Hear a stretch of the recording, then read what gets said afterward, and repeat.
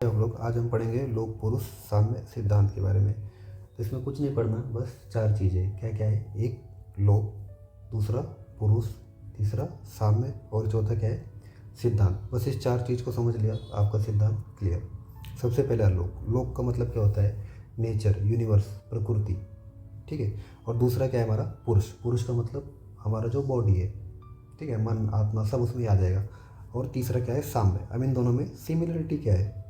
और चौथा हमारा क्या है सिद्धांत। सिद्धांत आपको पता ही होगा कि सिद्धांत चार प्रकार के होते हैं, या मैंने वीडियो में पिछले पढ़ा चुका हूँ, ठीक है। अब सिद्धांत क्या होता है? सिद्धांतो नाम परिचय बहुर्विधम परिचय हेतुभिश्च साधित्वा स्थाप्यते निर्णय। मतलब ऐसा जो बहुत सारे आचार्यों के द्वारा परीक्षा करके अलग अलग तरीके से बहुत बार परीक्षा करके जो निर्णय दिया जाता है उसी को बोलते हैं सिद्धांत, ठीक है। अब ये लोक पुरुष साम्य सिद्धांत है, इसमें दो चीज़ों में सिमिलरिटी को बताता है। एक लोक और एक दूसरा पुरुष। लोक यानी कि नेचर और दूसरा पुरुष यानी कि हमारी जो बॉडी है। इन दोनों में सिमिलरिटी को बताता है। यही क्या है हमारा लोक पुरुष साम्य सिद्धांत। तो किसने दिया है? तो ये हमारे दिया है आचार्य चरक ने। चरक क्या कहते हैं कि यावन्ते ही लोके मूर्तिमंतो भाव विशेषा तावंत पुरुषे तावंत लोके इति। आचार्य चरक में शारीर स्थान में चौथे अध्याय में 13वें श्लोक में ये दिया है, ठीक है। अब ये क्या कहता है कि पुरुष लोक जगत के स्वरूप वाला होता है, ठीक है। और लोक में जितने मूर्तिमान भाव है उतने ही भाव विशेष पुरुष में है। क्या कहना चाह रहा है कि जो पुरुष में है वही प्रकृति में है, नेचर में है, और जो प्रकृति में है वही पुरुष में है। दोनों में कुछ ना कुछ सिमिलरिटी है। बस इतना ही सिद्धांत का मतलब है, ठीक है।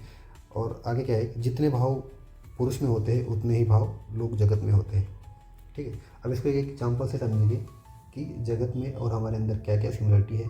जगत में किस चीज़ को अपने बॉडी के अंदर किस चीज़ से रिलेट किया गया है और इसका इम्पोर्टेंस क्या है, ये अपन देखेंगे, ठीक है। तो एग्जाम्पल के माध्यम से देखेंगे। सबसे पहले एग्जाम्पल है, सबसे पहले देखिए लोकगत भाव क्या है और हमारे पुरुषगत भाव यानी हमारी बॉडी में क्या भाव है, और दोनों में सिमिलरिटी क्या है और दोनों को कैसे रिलेट करना है।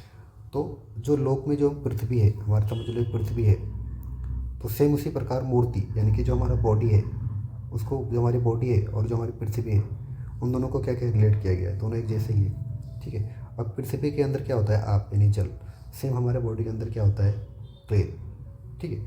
उसी प्रकार पृथ्वी में क्या होता है अग्नि, तो हमारे अंदर क्या होता है तो संताप होता है, ठीक है। उसी प्रकार जो प्रकृति में क्या होता है वायु, तो हमारे भी अंदर क्या होता है प्राणवायु, जो हम सांस के द्वारा लेते हैं, या जो ऑक्सीजन को क्या बोलते हैं प्राणवायु, ठीक है।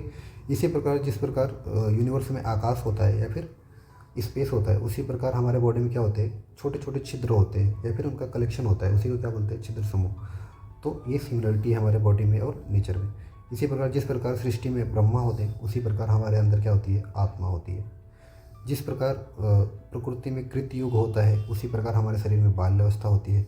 जिस प्रकार त्रेता युग होता है उसी प्रकार युवावस्था। जिस प्रकार कलयुग द्वापर युग उसी प्रकार वृद्धावस्था। और भी है, जिस प्रकार सृष्टि में कलयुग होता है उसी प्रकार हमारे शरीर के अंदर रोग अवस्था डेवलप होती है। और जैसे ही युग का अंत हो जाता है उसी प्रकार हमारे शरीर का भी क्या हो जाता है अंत हो जाता है। तो यही दोनों में क्या है सिमिलरिटी है, ठीक है। तो सिद्धांत में कुछ नहीं है, प्रकृति का और हमारे शरीर का जो सिमिलर साम्यता है उसको ही बताया गया है लोक पुरुष साम्य सिद्धांत में। इसका इम्पोर्टेंस है या फिर प्रयोजन क्या है वो देखते हैं। तो लोक पुरुष साम्य सिद्धांत का प्रयोजन यानी इम्पोर्टेंस। तो लोक पुरुष साम्य सिद्धांत का प्रयोजन बताते हुए आत्रेय कौन है? तो ये चरक के टीकाकार हैं। कहते हैं कि लोक को अपने में और अपने को लोक में समान रूप से देखने से सत्या बुद्धि उत्पन्न होती है। तो याद रखना कि सत्या बुद्धि आपको MCQ में पूछा जा सकता है कि सत्या बुद्धि कौन से सिद्धांत के अंतर्गत आता है, या फिर सत्या बुद्धि किससे डेवलप होती है, तो लोक पुरुष साम्य सिद्धांत।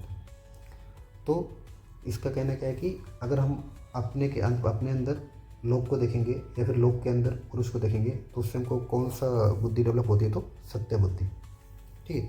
और दूसरा क्या है कि संपूर्ण जगत को अपने में देखने से हमें यह ज्ञात होता है कि हमारे सुख और दुख के कर्ता हम स्वयं हैं, अन्य कोई नहीं है। जब हम सृष्टि को खुद के अंदर या फिर सृष्टि के अंदर हम खुद को देखते हैं तो हमको क्या पता चलता है कि जो हमारा सुख है जो हमारा दुख है उसके कर्ता धर्ता कोई और नहीं बल्कि हम क्या है हम खुद ही है, ठीक है।